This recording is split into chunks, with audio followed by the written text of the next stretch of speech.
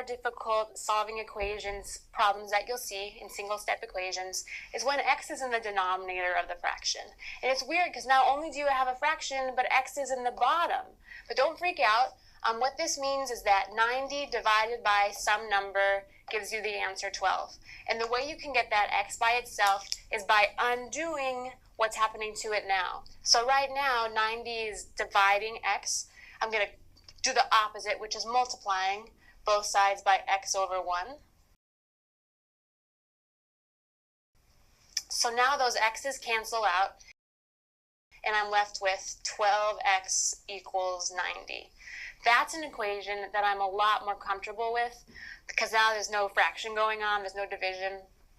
To get x all by itself, I need to undo that 12 times x business. So now I have x equals 90 over 12.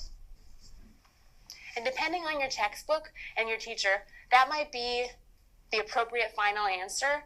A lot of textbooks say use your calculator to simplify or reduce all fractions. Since I'm a math teacher, I would make my students reduce that fraction. I want to show you how to do that. First thing you do is in your brain, you think about what number multiplies into 12 and into 90. And there's a couple right answers. The first one that came to my brain was 3, so I'm going to divide both sides by 3. And I'll have, divide top and bottom by 3. That'll give me 30 over 4, which again is not the most simple answer because there's still another number that goes into 30 and 4.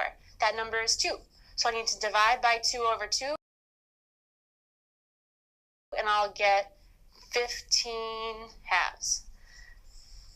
That's my fractional answer. That's most simplified. You might grab a calculator and turn that into 7.5. It's totally up to you and your teacher what form you leave it in. Before we move on, please make sure you check your solution. So go back to the original problem where we had, 12 equals 90 over, 15 over 2. That's ugly. But don't freak out. When you're dividing fractions, that's the same thing as multiplying by the reciprocal, right?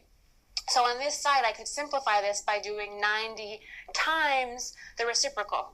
12 is going to be equal to 90 times the reciprocal. So that's 2 on top of 15. I'm hoping 12 is equal to 180 divided by 15. Let's double check. 180 divided by 15, you do indeed get 12. So that's how I know that I got 15 halves is the correct answer. So the key to this problem, this type of problem where you have x in the denominator, is to do the opposite, which is multiplying both sides by x.